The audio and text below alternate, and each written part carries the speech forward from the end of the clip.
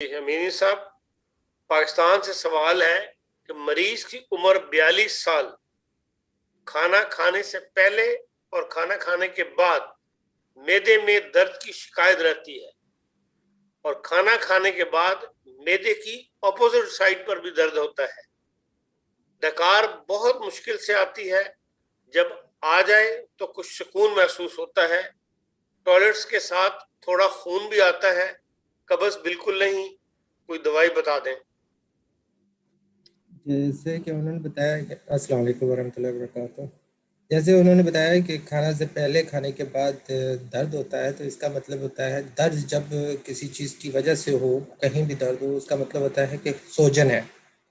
अब सोजन के लिए ज़्यादातर मैं कार्बन की दवाइयाँ इस्तेमाल करता हूँ, जैसे कॉस्टिकोमैक, ग्रेफाइट्स है, कार्बोवेज है।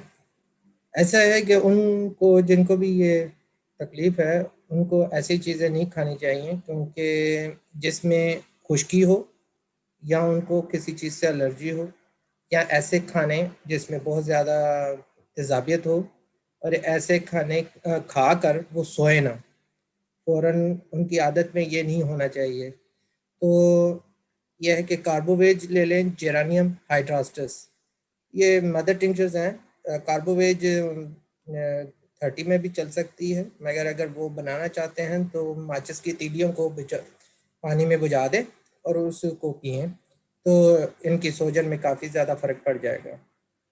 और ये है कि